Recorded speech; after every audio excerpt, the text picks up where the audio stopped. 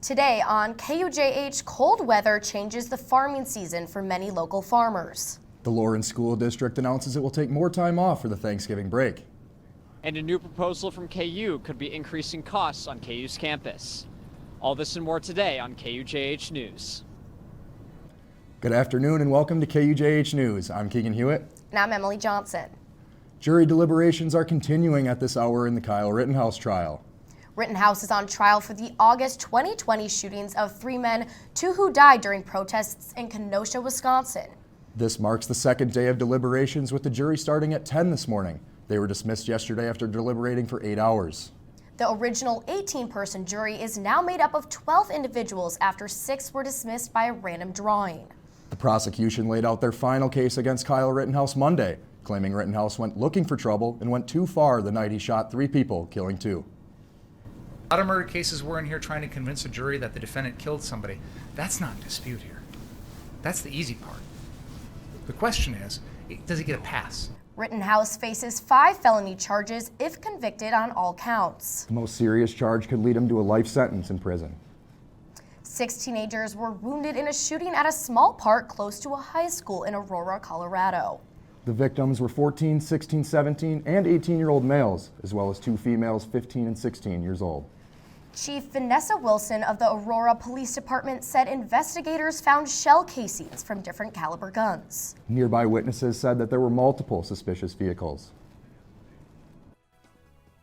Obviously, this is a very concerning incident for the city, as well as for this nation. I think we're seeing it's a public health crisis, really, when we think about gun violence anymore.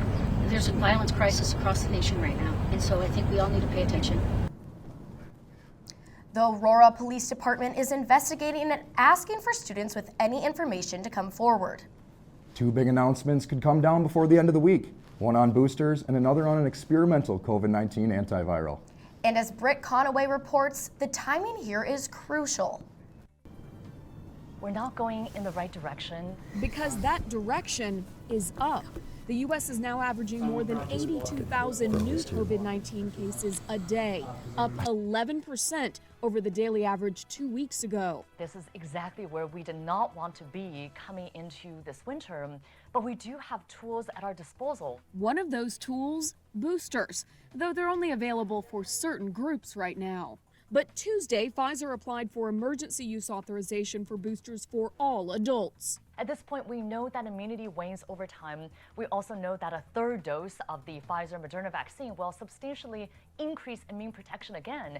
The FDA says its vaccine advisors will not meet to discuss the matter, which means the FDA's decision on authorization could happen any time. For the FDA to say everybody, all adults, should be getting a booster dose will be really huge to clarify that muddled messaging that never should have happened in the first place. Another potential tool in the fight against COVID-19 is in the works: Pfizer's experimental antiviral pill called Paxlovid.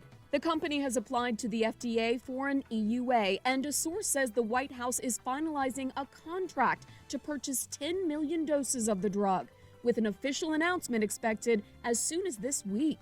The pill could become an important weapon in the battle against the virus, especially as cases rise and winter closes in. I'm Britt Conway reporting. More tools are becoming available to fight and prevent COVID-19. Check out the CDC website for more information on vaccinations and booster shots. 2 students here at the University of Kansas have been charged with stealing part of the Native American art exhibit. Samuel McKnight and John Wicklensky were charged in Douglas County District Court with theft of property valued at least $1,500 but less than $25,000. The exhibit was on display outside the Spencer Art Museum, with the heist occurring September 29th. The theft occurred more than 3 weeks after 2 unidentified individuals damaged 4 pieces of art. No one has been charged in the vandalism. After increased costs due to inflation in COVID-19, the University of Kansas officials are proposing an increase to tuition, food, and housing costs. KU Student Senate has taken a strong stance against this proposal, and student body president Ethan Roark says that student voices matter. KU Student Senate stands in its position as with the resolution that we passed the other night that we are against these housing fee increases, and we will be bringing that to the Kansas Board of Regents when it comes down to it. At the end of the day, we are a student government and we have this sort of official capacity in the way that we operate, but that's not what's going to convince the administration nor like the state of Kansas at the end of the day. What's going to convince them is like hundreds, thousands of student voices saying that they don't want these changes. Joining us live now is our reporter Ryan Butler, who has more details on those proposal changes to increase costs.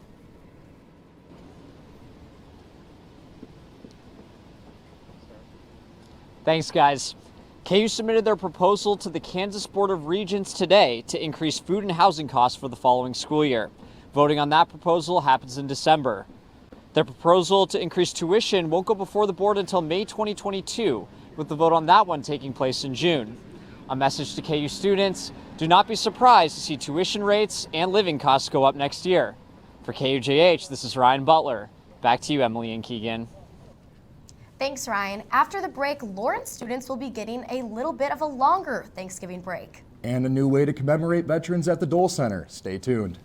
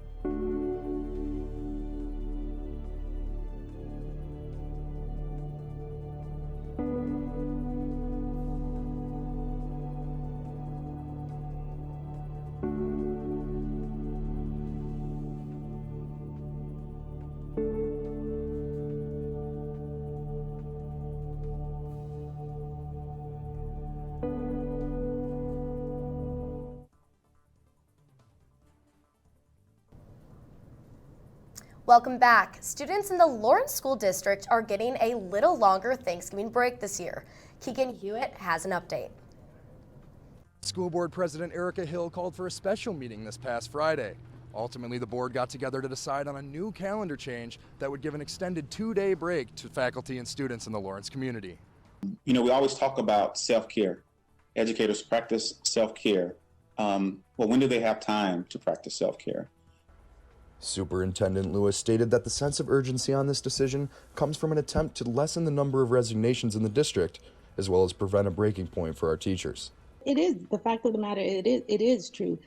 Teachers are tired, teachers are stressed, no matter how much they love doing what they do. Kids are tired, kids are stressed. The board voted 5-2 in favor of extending the Thanksgiving break to next Monday and Tuesday as well. This is one small step that I see I can take to say to our staff and our students that I care about you. I want you to be successful.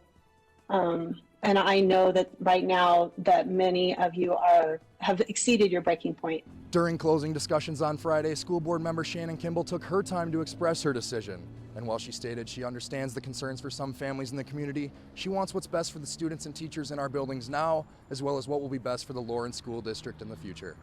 For KUJH News, this is Keegan Hewitt.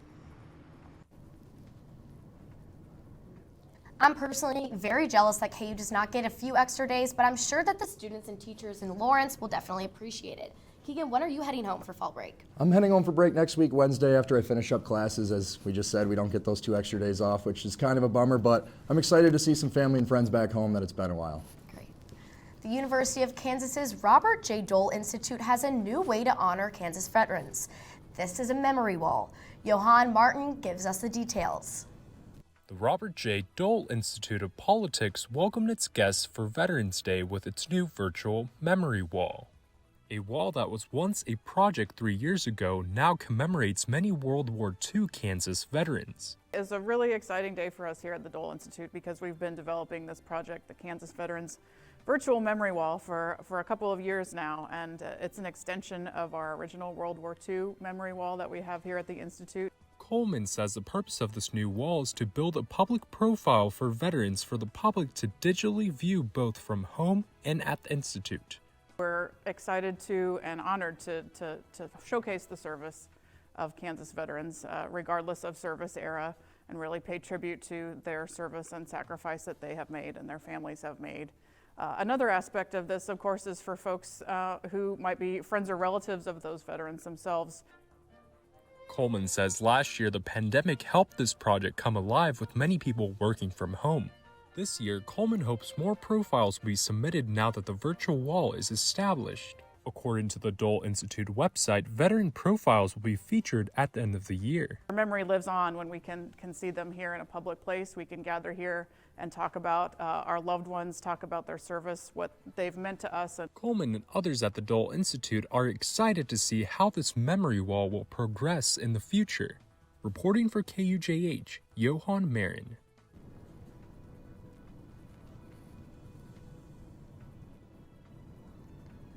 For over 45 years, the Lawrence Farmers Market has been bringing in 40 vendors, ranging from local meats, produce, and baked goods. But this year, the cold temperatures have changed the farming season for local farmers. Madison Osberger-Lowe has the details.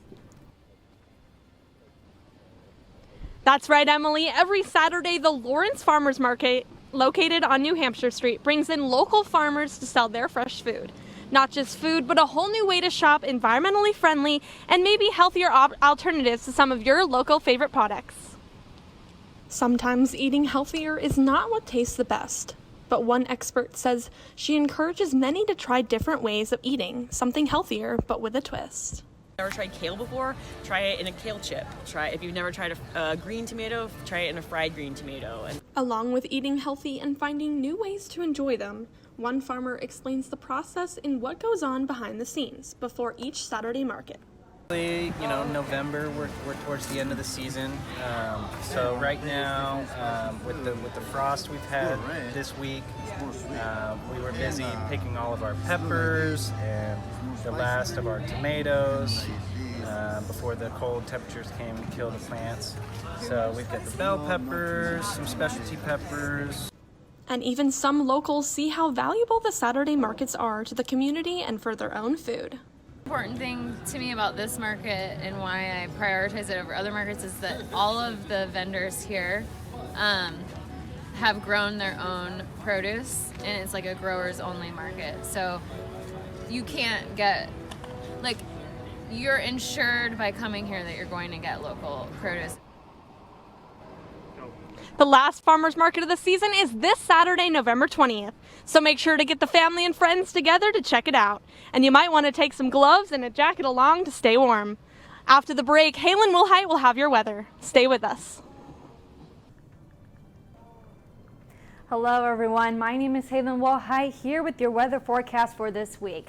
Couple of things I'm going to be talking about today. We've got chilly mornings ahead of us. We had a cold front push through last night, so we're going to be seeing temperatures getting a little bit more on that cooler side. But also ahead, we've got windy days ahead of us, and also looking ahead to see mostly staying more on that dry to mild side going into the rest of this week. But for today, we're going to be pretty nice, or at least pretty more on the mild side, with temperatures hanging out in those lower 50s, but mostly cloudy, and those north winds at 10 to 15 miles per hour, and then gusts up to 30 miles per hour as well. So if you're going to be out and about today, definitely want to hold on to your hats, hold on to those assignments and papers, as it's going to be typically a breezy one today. But so far, temperatures for this evening are going to start trickling down into those 40s. We'll be in those upper 40s by 5 o'clock, and then by 11 o'clock going to be really starting to get a little bit more chillier as we go on. But we are going to be bottoming out at a low of 32 degrees tonight. We're going to be at that freezing point, so definitely might see some frost early tomorrow morning, and definitely going to be wanting to wear those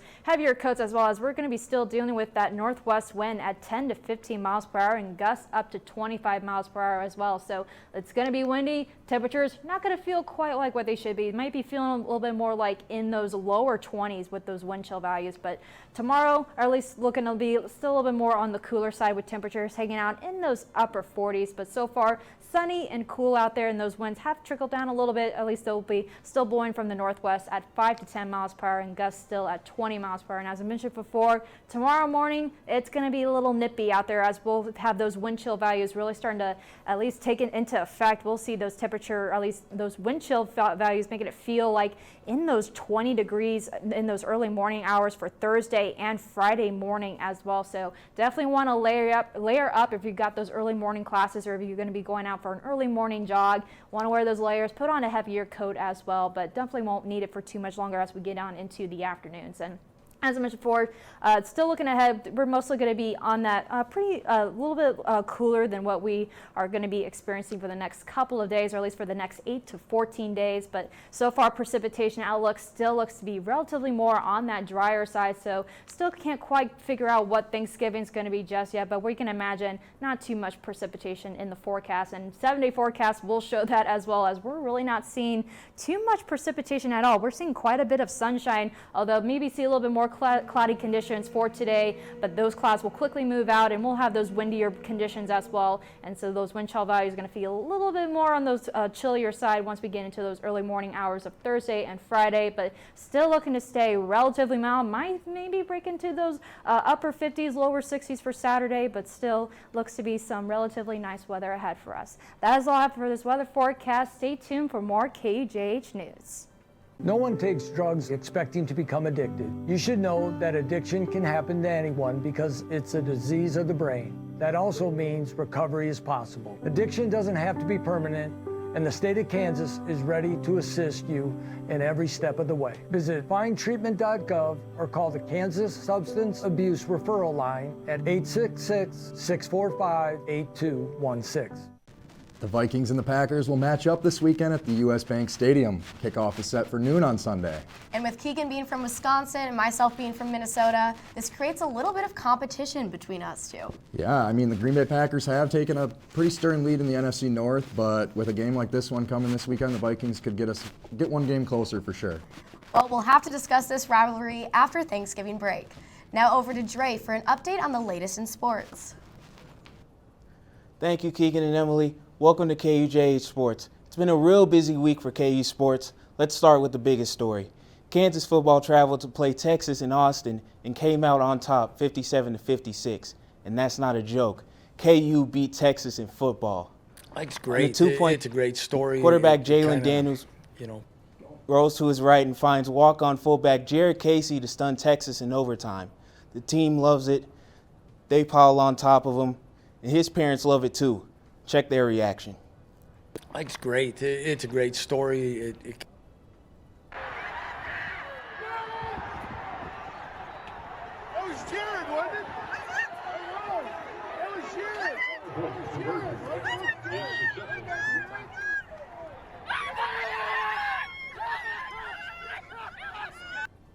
Coach Lance Leipold had his thoughts on the new hero of Lawrence. It's great. It's a great story. It kind of parallels this program in many ways, and how you want guys to continue to work hard and do what you ask and be ready when called upon, and some of the most unlikeliest guys get called upon at certain times, and to step up, make a play, it's great. The Jayhawks will head north to Fort Worth to face TCU this Saturday. We'll see if KU can beat two Texas teams in 2 weeks. The men's basketball team won in less dramatic fashion last Friday against Tarleton State. After the win, senior guard Ochai Agbaji was recognized for his strong performances to start the season. Agbaji received Big 12 Player of the Week after 2 big scoring performances, one of which was a career-high 29 points in the win against Michigan State. He followed up a career night with 25 points in the home opening win against Tarleton State. Those are the most points scored by a Jayhawk in the first 2 games of the season under Bill Self. The Jayhawks stay at home to face Stony Brook tomorrow at 7 p.m. Off the court, redshirt sophomore forward Jalen Wilson was formally charged with a DUI on Tuesday. However, Wilson did not appear in court that day. He's next scheduled to appear on January 19th. Another senior guard is having an impact for the women's basketball team. Anaya Thomas is leading the charge for the Jayhawks, scoring 25 points against SIUE and 19 against Tennessee State. And most importantly, the team is getting wins, starting 2-0 after winning just 7 games last season. The Jayhawks look to keep the win streak going tonight at home against Omaha at 7 p.m. The Kansas men's and women's cross-country teams traveled to Iowa City, Iowa to compete in the NCAA Midwest Regional over the weekend. Sophomore Lona Latema had a standout performance, finishing 13th overall. With her finish, Latema earned not just all regional honors, but a trip to the NCAA championships. She is the sixth Jayhawk from the women's team to qualify for the championships, and the first since 2018. The championships are set to be hosted in Tallahassee, Florida on November 20th.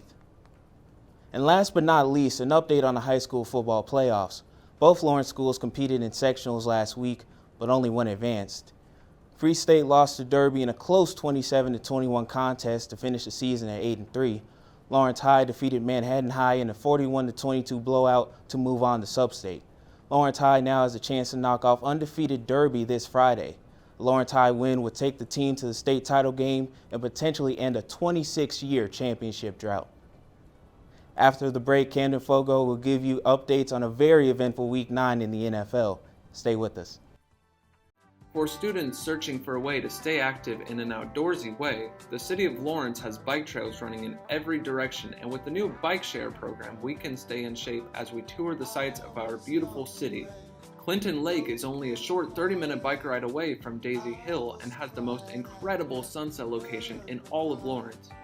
Walking campus may give you the KU calves, but biking can give you the KU thighs. Bike Lawrence today. Welcome back to KUJH News. I'm Camden Fogo.